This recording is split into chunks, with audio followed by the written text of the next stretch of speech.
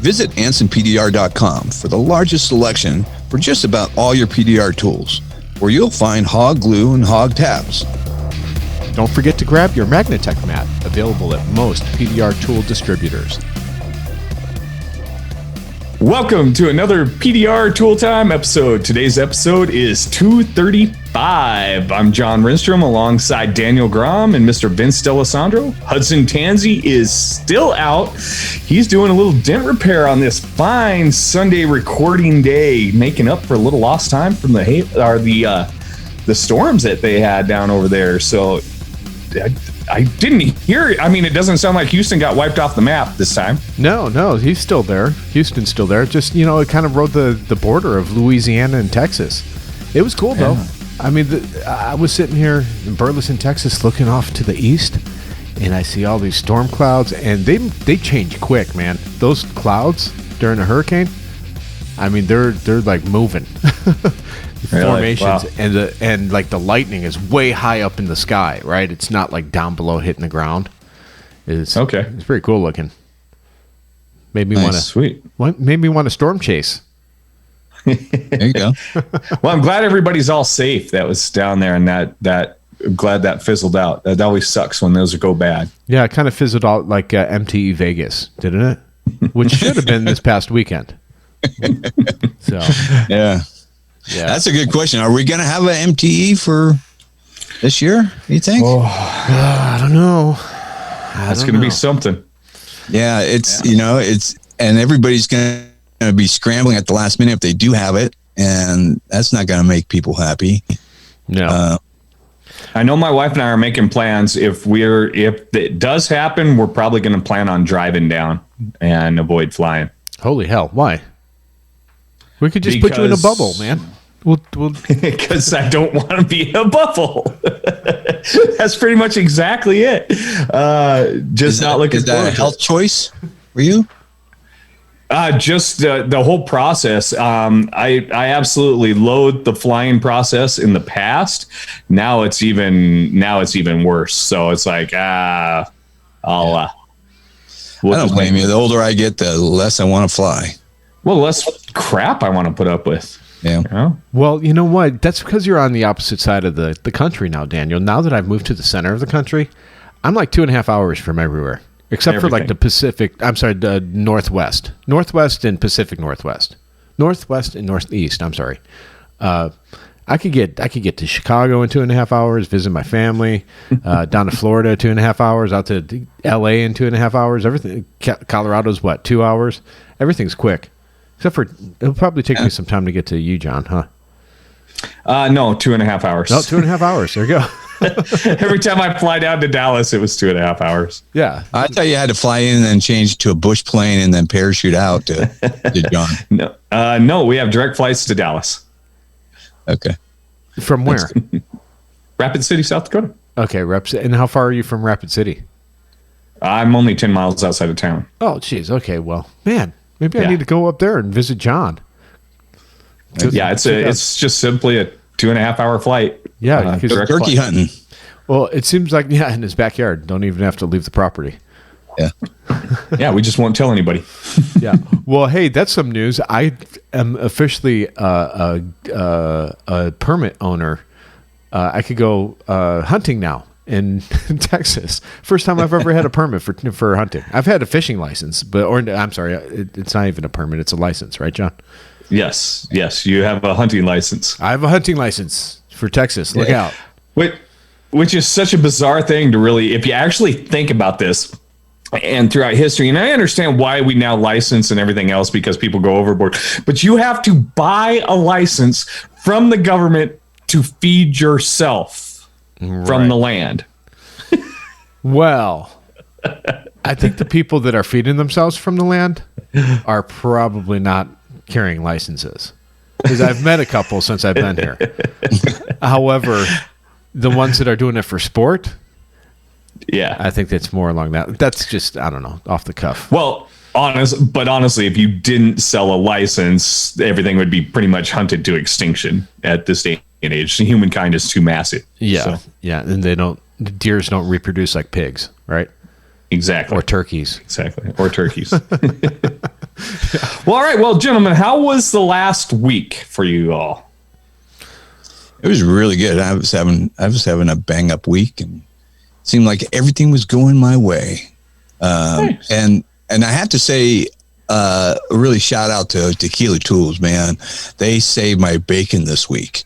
One of the cars I worked on was aluminum Tesla Model X, and was working on the rear door, and all the new the tequila tools were the only thing I ended up using. Now was that the double shots? I know you've been using the double shots like crazy. I was using so to set this thing up. So the rear door is that wing door. So it's that weird door. Okay. First off, and there was a crease going from one end to the other, all the way, including going across the body line that's part of the wheel well of the door. And but it was just right in the right place. There's hardly any obstructions. There's a little part of it was close to the center sensor, so I had to be really, really careful around that damn thing. How much is that thing, Vince? I think you looked it up one time, didn't you? I didn't know, but I know it's bad news if you hit it. It's like $2,500 or some stupid thing like that. Yeah, you're not going to want to poke that with a stick. Yeah. No. And no scanner out there is going to recalibrate anything like that. You got to take it to Tesla. Yeah. So I was working with the double shots for like from the front of the door to about the middle of the door. And then I switched to the door lords. And I mean, they're just the perfect tool for aluminum. And the door lords, so the back of the door widened out. And so you had to have a long throw on there to be able to go down through the window, because there's really no really good access on those wing doors and the way they open. I mean, you could take things apart to get a tool in there, but you're better off not messing with stuff on that car. You didn't take the door off. You fixed this big crease on the car. Oh yeah, absolutely. And oddly enough, the Tesla aluminum is actually, I liked pushing on it. I really do. Yeah, it does work good. Yeah. Very fix friendly. Very. And on the rear doors, there is a wiring harness in the back that you could take apart, but you got to be super careful because that is a fiber optic cable that's going there. So you have to make sure you do not, brush through that insulation and cut it. Yeah, that's why I stayed away from it and just worked down through the window. And honestly, those door lords were the only tool in my whole tool arsenal that would work.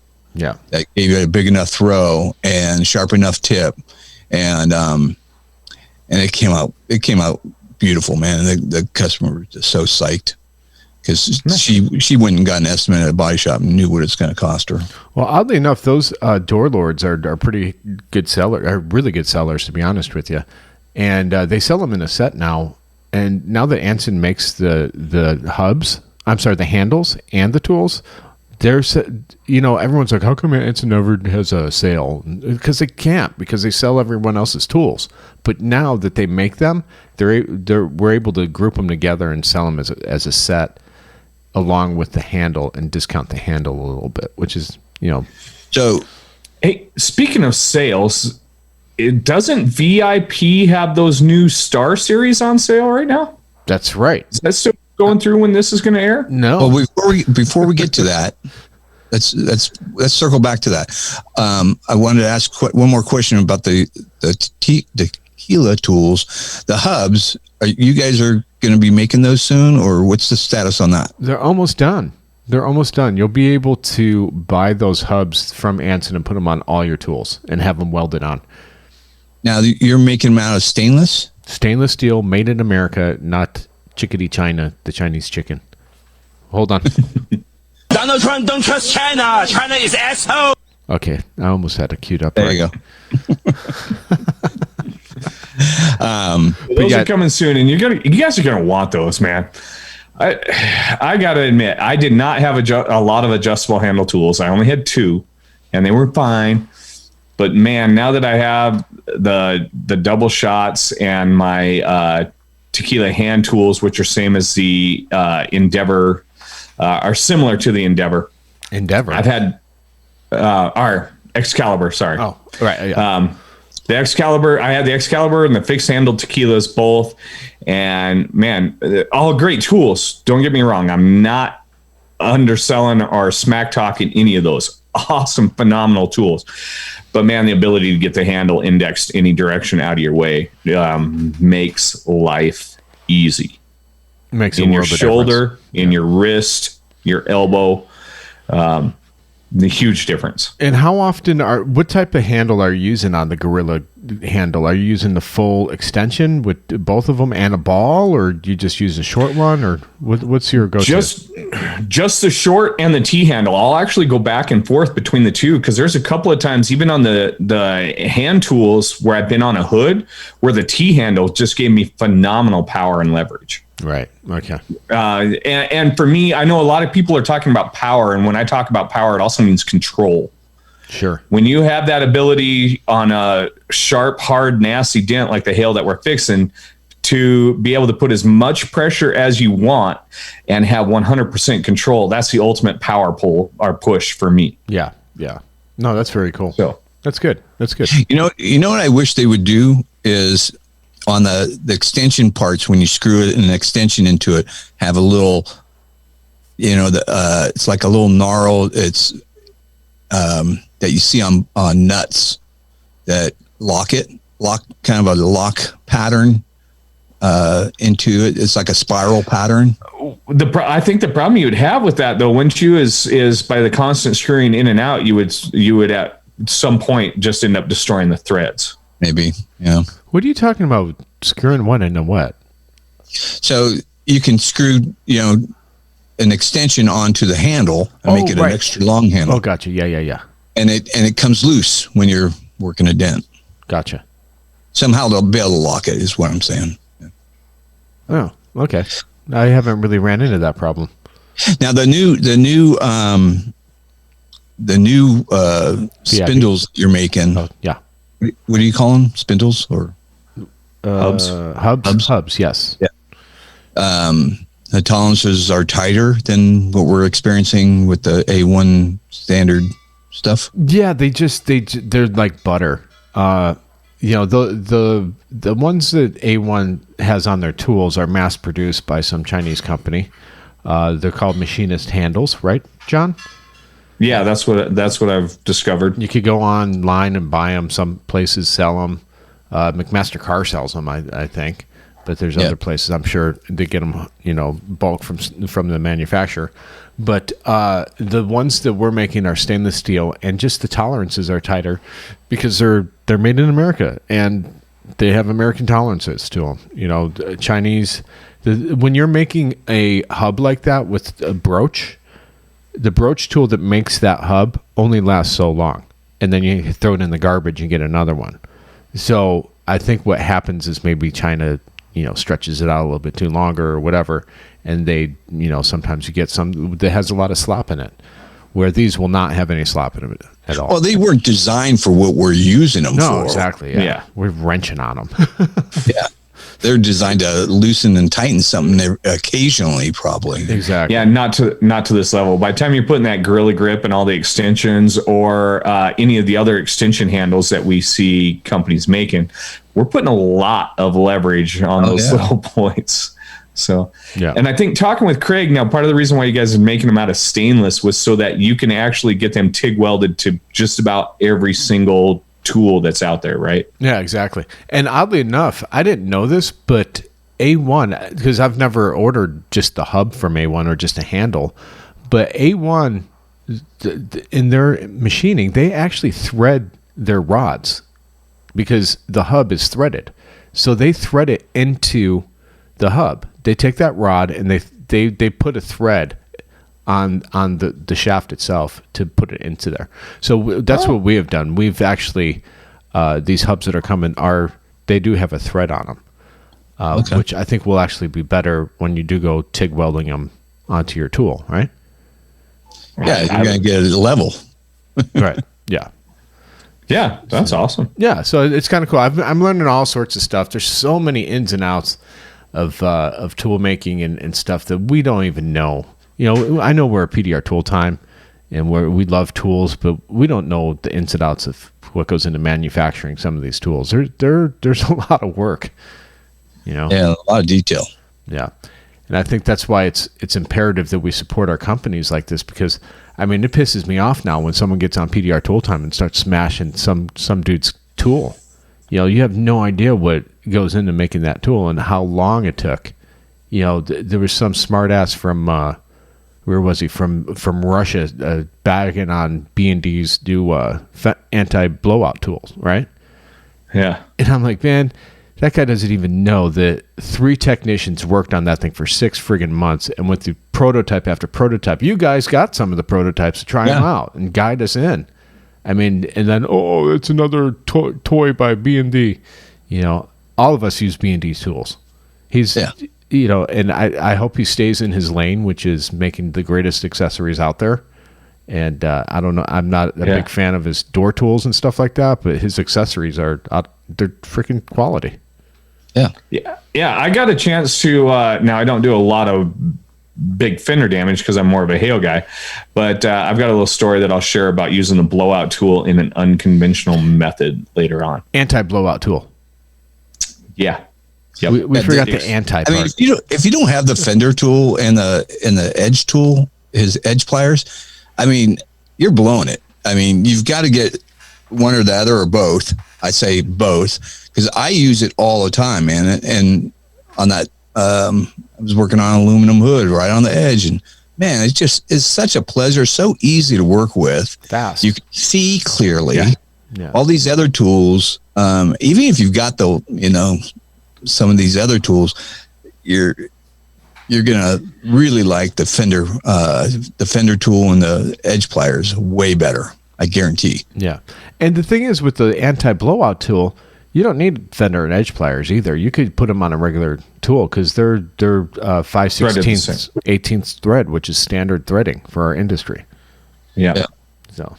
So you can use them as a very big, broad push behind, and almost in the you could use them as a remote dolly in a lot of like what we discussed about the off dolly technique. Well, we're on the subject. Tell us how you used it. Yeah. So we had thanks to the edge pliers and the Fender pliers, we have taken to bidding a lot more really bad damage that's going through the backs of panels. So as we've discussed, we're doing a storm with a lot of baseball sized damage. The other day we had top of the door took a hailstone, and I don't know what kind of spike was on it, but it bent the lip above the window on a GMC half ton. So you're talking the frame. Yeah. Yes, the upper frame, and right where the pinch weld is. So all 3 layers, just folded them clean in. Wow. And they had it a lot of money conventional, and we called the shop. We're like, hey, do you guys want to convert this thing to PDR? So there was well over $500 to do this one dent, but it rolled that lip for about 5 inches. Oh, geez. Holy cow, really? And yeah, so by the time you had the major point, and what I did was I started that with the blowout tool, because the smallest blowout tool on the Fender pliers, and then I moved up to the edge pliers and smaller tips to get the whole center out. Yeah. But when you look down the whole frame, I couldn't quite get it perfect, and I was like, well, I guess no winning on this one, whatever. And I looked down, and the whole thing was like for about 5 or 6 inches. And it was just rolled in gently, and you can't move that much metal with the edge pliers, the edge jack, any of those tools. In the days of old, we would sit there and beat the hammer down it. Yeah. But you still couldn't get it perfect. That's where the Fender blowout tool came in. I clamped that, and because it covers such a large surface area, instead of squeezing to remove the damage, I pinched, held the entire pinch weld, and then I rolled the entire lip out until it was straight. And that, because of that Fender blowout tool, I had a 5-inch roll area. That's awesome. So you could roll that whole lip clean on out of that door frame, and then I was able to just about perfectly match the factory waves, because when you look down the tops of those Chevy doors, it looks like they had China stamp them suckers because they're bad. So you can't get them too flat, but you can't have them too lumpy. Sure. So the final bit that I waved them out to get it to match was I actually had to take my Dent Dolly, hold it up against that, take my blending hammer, and then dolly the far lip to make sure that the actual pinch weld matched identical all the way down that lip. Yeah, that's great. It was a lot of fun. It was a great learning experience. Yeah, no, that's really cool.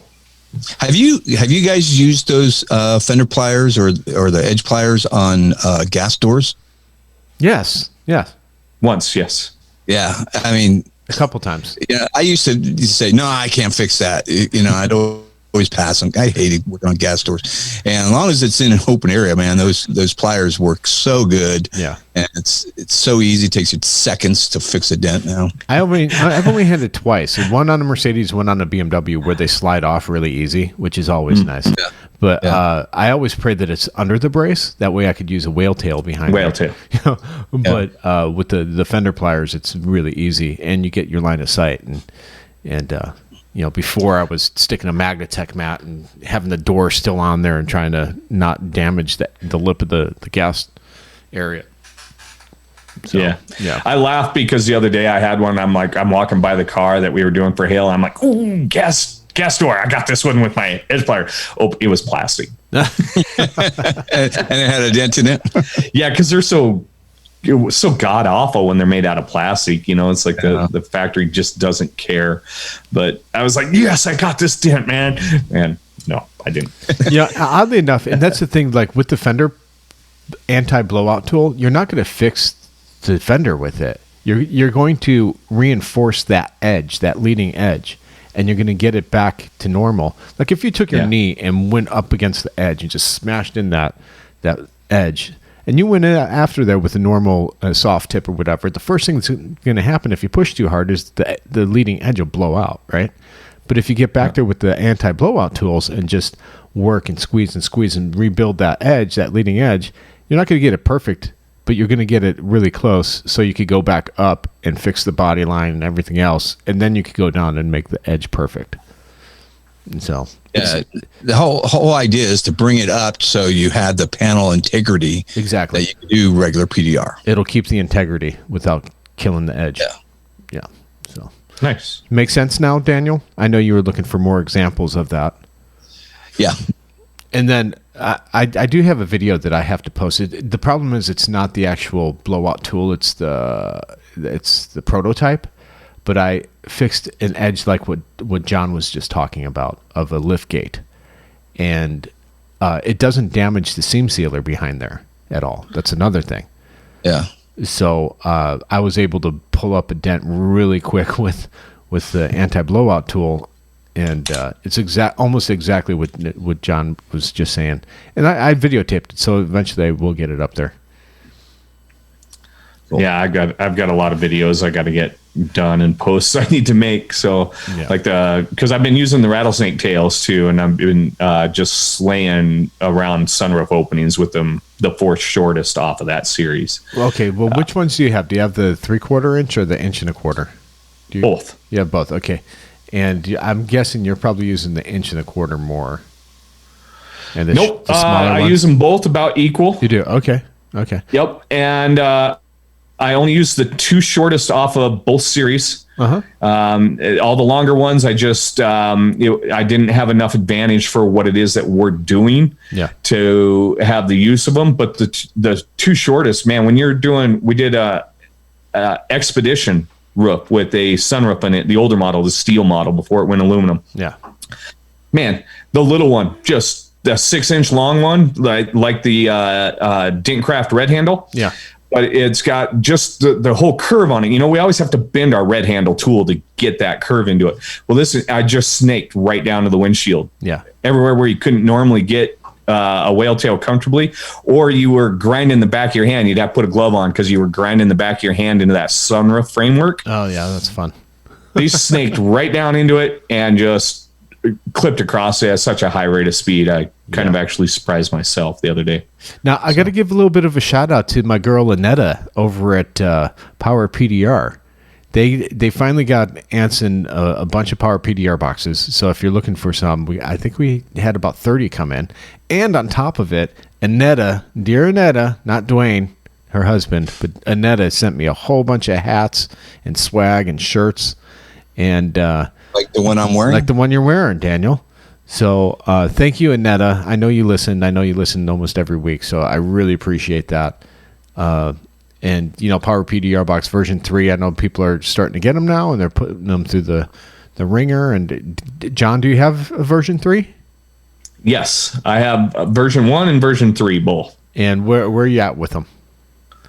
I'm cranking crap out right and left. Right. Just beat stuff, and there's a lot of differences. A couple episodes back, and Daniel and I really discussed those differences between the version 1 to version 3. Yeah. But man, the speed, stupid deep dents that 5 years ago we'd always just kicked because the time wasn't worth it. And so I think, and if you want to go back and listen to that episode, I think it was episode 233, just a couple episodes back, maybe 232. But anyways, check the show notes if you want to hear a little bit more about the Power PDR Box. But also, my take on it is, even if it is different than version 1 or 2, and you've never had version 1 or 2, you're not going to know the difference because it's new to you, right? Yeah. Yeah. The differences are pretty minuscule and ultimately meaningless for what we're doing. If you're discussing, if you already own version 1, should you upgrade to version 2? Not necessarily. I mean, it's the differences that made it a smaller, more compact box. Yeah.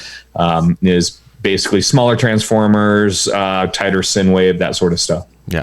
Right. Yeah, and especially if you've been working that box, that box, and then yes, you have to learn the details of a new box. It's better just it's working for you. Keep it. There is a bit of a learning curve. I will say that going from version 1 and 2, which are the same as far as settings goes, to version 3, because version 3 you adjust the power and a percentage as well as the voltage, whereas version 1 is you're just setting the voltage. Yeah. So very cool. Well, cool. All right. Well, we talked about quite a few tools here. What else we got going on? Oh, let's circle back to the VIP tips. Oh, yes. It finally has names, right? Yes. The large spiked ball is the Death Star, and Vince, the small one, the Iron Maiden. Throw them in the Iron Maiden. So we're actually PDR Tool Time is responsible for naming these. Yes, and now for me, we're still using them mainly on aluminum panels. I got annoyed using them on steel because I was having to buff a dent I normally wouldn't have to buff. But they work great on high strength steel. Yeah, because it's something that doesn't pickle quite so easily. So that's where aluminum and the high strength steel, and on those monster dents. And Daniel, you talked about using the Iron Maiden on motorcycle tanks. No, the Death Star on motorcycle tanks. Okay. Death Star, the spikes are less pronounced, and so they're a little bit tighter, closer together. I would almost categorize as a traction ball. That's not going to an anti-slip ball. Oh, right. Okay. Yeah.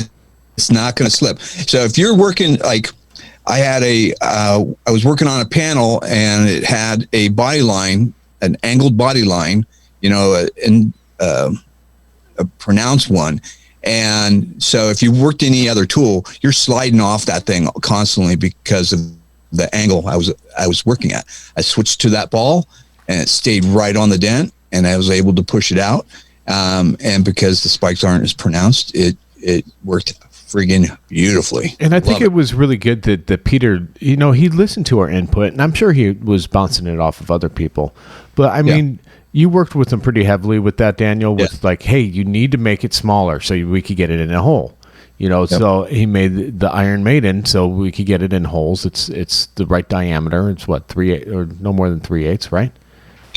Half inch, I think, or 3/8. I think it's closer to half inch. I think it's slightly bigger than 3/8, just enough that it's larger than the part that it's in a half inch hole. It'll fit in a half inch hole. I don't know what the size the half inch hole is. I'm not good with measurements. Sorry, guys. I don't drill holes, Daniel. I'm sure he does it in millimeters anyway. But I'm going to throw this out there. A half inch hole is half an inch. Hey, throwing it out there. How many millimeters? How many millimeters is a half inch? It's between 12 and 13 millimeters. 12.5?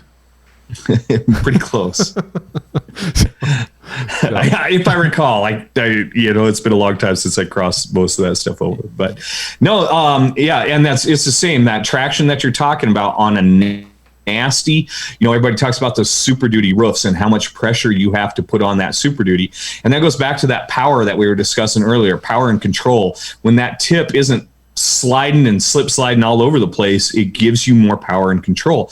And that's where the Iron Maiden and Death Star come in on those nasty aluminum roofs, where you're having to put so much pressure on the tool. As soon as it slips, you're going to take out the windshield, the rearview mirror, all sorts of bad stuff happen. But when that tool doesn't slip, using that Death Star or the Iron Maiden, you really can push hard on that aluminum. Here's the great thing about this tool. So because it's round, it doesn't matter what angle you're at. You're going to hit it the way you need to hit it. You can side load that tool. Yes.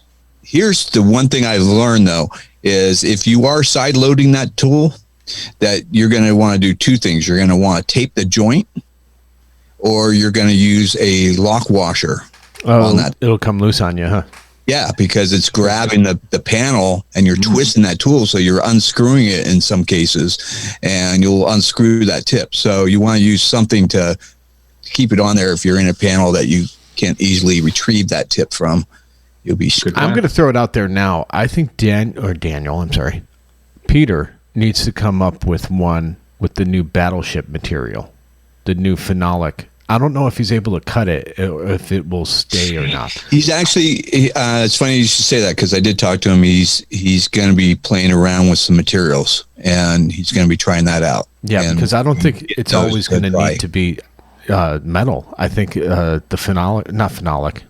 I didn't mean phenolic. I meant the Battleship stuff is kind of like the same. It's a peak. It's very expensive. Very expensive material. Do you think the tips are going to survive the spikes?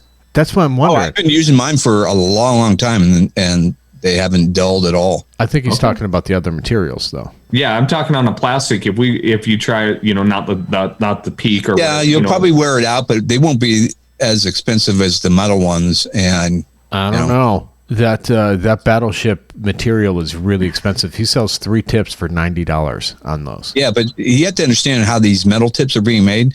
They're 3D printed. What? In metal? In metal. I know they have metal 3D printers, but I did not realize these were being 3D printed. Really? Very interesting. Yeah. Holy moly. Very interesting. I gotta go that's grab why they're so expensive. Gotcha. Wow. Well, yeah, it'd be about impossible. I couldn't imagine how you can machine that many spikes. Yeah, it'd be interesting. That's why he did it like that. Because that's why all the others that you see for sale, there's a lot of different versions of a spike tip, but a lot of them are mostly flat. Sort of like VIP's Hedgehog. Yeah. Yeah. No, a lot of those are a lot flatter. So. Or Glexo. Glexo has the sonic tips. Some guy in Russia or whatever Eastern European bloc, he's got something that he called the cactus tip, which looks like it's almost hooked. You know what I mean? It's not just straight up, but it has a hook to it. Yeah. So yeah, there's a lot of different variations. The tip all kind of works the same, but like Daniel said, that ability to side load, because when you're in those awkward panels, doors, around those sunroof openings, man, we never always get to push straight. Yeah. You're using the side of the tool. So where I'm finding the tip worked really well for me is I worked a crease with it. And sometimes if you got the right, and you'll know what I'm talking about, if you got a crease and you're trying to get your tip and your tip just keeps sliding off of it and you can't get to that center, and you end up working it down the edge of the crease and you're just not quite on it, you take that tip on there and it bridges it and it brings up that center for you. And then you come back and you finish it off with a sharp tip. It works freaking great. Or something that's chewed up and you've got a lot of little lakes going on. You pull that thing in there and it's a great finishing tool and finishes off all those lakes for you in no time. Cut your time in half. Yeah. Well, awesome. Yeah. Well, I'm glad it came out with it. I've not really pushed with it all that much. when he gave it to us like 3 months ago, I think, when he was prototyping it, and I was already on my way out the door and moving and all that stuff. So I haven't really. I got to take your word for it, guys. 'Cause I haven't really tried it. It definitely has a place, and I think it's valuable to me for sure. Yeah. Well, very cool. Absolutely. All right. What else did we kind of talk about? Well, you brought up the PP loan earlier, and I don't know where you guys are with it. I'm still. Well, John, you never got it. No. You're Daniel. You got it. I got it. Well, I the got problem I'm running into now is the auditing process with it. My bookkeeper goes, I don't know what to do with this, and then we have a lady that comes in and she's also a bookkeeper. She said the same thing, and I don't want to give it to my accountant because he charges so much money to deal with it. It's kind of a nightmare to get the forgiveness part of it. No. Oh, go ahead, John. How about this? We hear from you two, but if somebody else out there, who's a little bit more in tune with their accountant, give us a shout out. Give us what's the long-term ramifications that you're seeing from this? Well, what's your experience, Vince? You're saying that I was ready to pay it back 3 months ago. I was totally ready to pay it back, and they have a short form that I filled out, and I sent it to my accountant, and it came back that it's a calculation. You take what you borrowed, and you take what you initially put in there, and it came out that I owed like $2,200. I'm like, yeah, gladly. Here, I'll gladly pay $2,200 out of what you just gave me. But I haven't sent it in yet because it's still changing. And that's the other part is my wife read something that it's not forgiving part of my health stuff that I paid for, and I'm like, what? No, that's not what I read to begin with. It was never supposed to be covering your health stuff. It was supposed to cover your salaries of your employees, and your rent and your operating expenses. So, which would include your electricity, gas, or whatever, water. So those are the only things that you should have calculated into your PPP. Payroll, rent or mortgage payment, whatever you have, and insurance is covered underneath that, with the operating expenses. So insurance, electrical, whatever, gas, whatever. That's the only thing that you were supposed to put in there. And that's the calculation that came up. And all of it is forgiven except for a small little portion of it. I mean, they gave me, I forgot what they gave me, $28,000, and they want like $2,000 back. I'd happily give them $2,000 back. Yeah. So, but I filled out the form, and then I sent it to my accountant, and he's like, yeah, it looks good to me. But I never did send it in. What I found is that at the end of the day, it's not really going to matter because, when you do your taxes, this will all come out in the wash when you do your taxes, your business taxes. Yeah. Okay. So there's not a big mad rush to pay back the government. There should never be. Right? That's a story for another time. Yeah. So. All right. Yeah, I feel sorry for all the businesses that are affected by all these riots and stuff. It's like, I feel like all those businesses should get together and stop paying their state taxes because the state's not doing their job. Of course, that wouldn't go over well. No. Never. Yeah, I don't know. It's a mess out there. I just hope everyone just learns to like each other a little bit more than they did yesterday. I mean, it's saddening what's going on. Even the crap up in, where is that, up in Minnesota or Wisconsin, Racine, stuff like that. It's just, I don't know. Kenosha or whatever in the heck the name of that town is. Oh yeah, Kenosha. It's right outside of Chicago there, just on the north side of Chicago. Yeah, I've been through Kenosha, and I mean, it's a sleepy little town. You would never think something like that would go on there. It's nuts. So I feel for everyone. I think we're all over the COVID thing, but we just have to stick with it, I guess. I don't know. I just don't. Yeah, we got to move on. Let's do some business. Yeah. Well, I feel. Okay, let's do some business. Well, have you really been affected by COVID? I think you've been more affected by the fires than COVID. Yeah. The fires in the last 2 years have affected you more than COVID has, Daniel. Yep. I agree. So Yeah. I will say his fires has affected a lot of us. Our area, that smoke off of your guys' fires, followed that jet stream up into Canada. You're welcome. And then blew back down. We were on the far edge of that, but man, the haze it was a heavy fog. Did you get a buzz? Because they burned up some pot fields, so, just inhale real big. So it was kind of interesting, but now how's things looking? You said you got some rain out there. How's those fires looking out there? They're 40% contained. I mean, you wouldn't even, honestly, it last couple of days has been like they don't even exist, except we can still smell smoke. And some days it's perfectly clear. And then all of a sudden, an hour later, you'll walk out and all of a sudden it's like, oh man, I can't even breathe. The wind shifted. Yeah, the wind shifts, and it really depends on that. Otherwise, you don't even know they're really there right now. We get cold, foggy mornings, and that's our normal. And so we've gotten that. During the fires, it was like a hot streak, and it was hot every single day, and it was just weird. But now the fog's helping us, and they've got a handle on it, so they're controlling it. That's one thing I do miss about California is the foggy mornings that don't burn off until like 11 o'clock. It's nature's air conditioner. Obviously moving to Texas, I've had the hottest of days the last few days. I mean, I was outside. The sun is finally out now. It's 11 o'clock, and I know if I step outside, it's going to be hot. You're melting. Yeah. But the heat index yesterday was 115.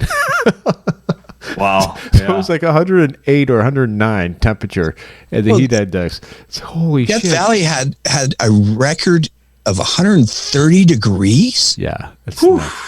I mean, you cook a whole chicken out on a rock with that. Yeah, actually, just some tinfoil in a cardboard box, you create an oven just off the reflection.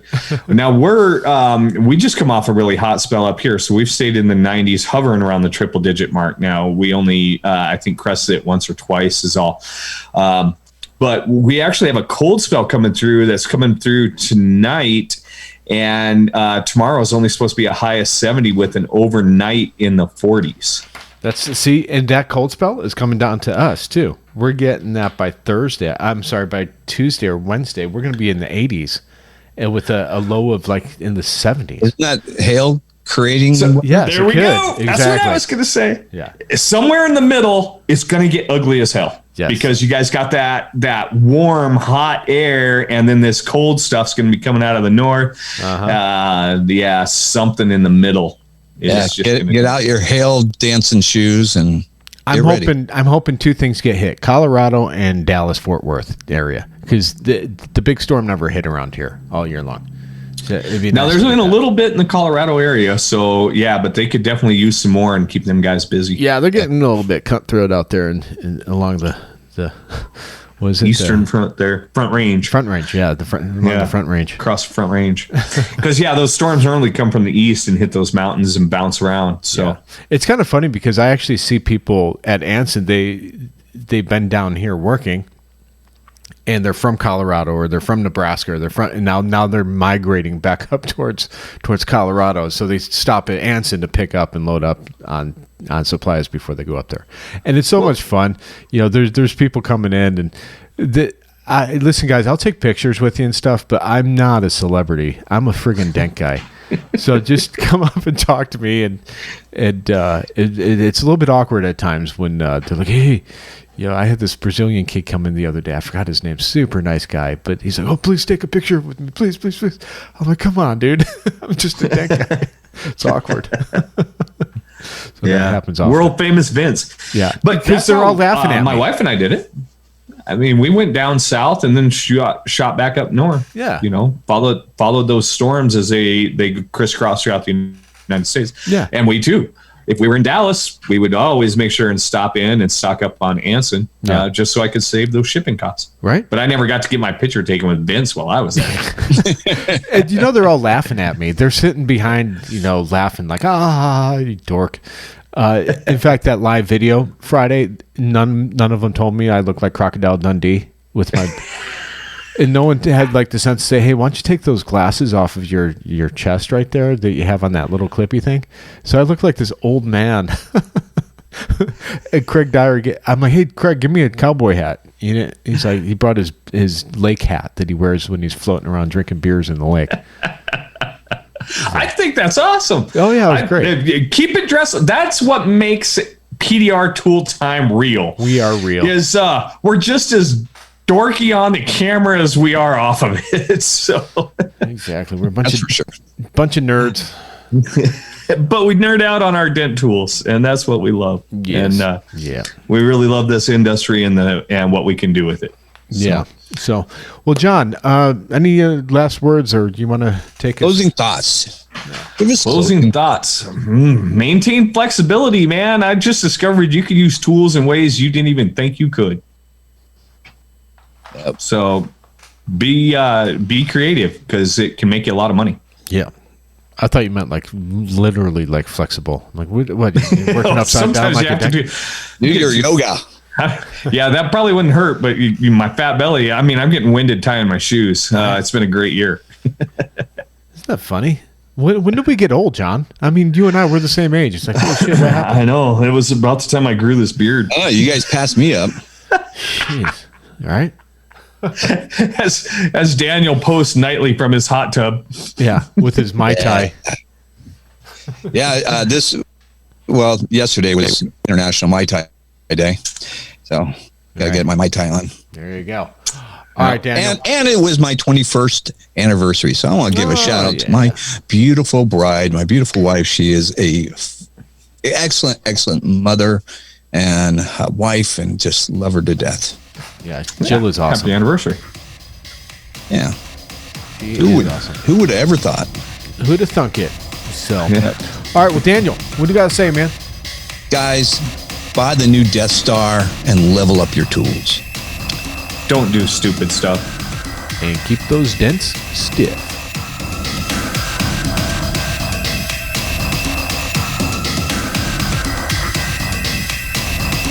Make sure to hit that subscribe button so you can stay up to date with all the industry and tool-related news every week. Mobile Tech RX, the app that helps you make more money. Don't forget to grab your Magnatech map, available at most PDR tool distributors.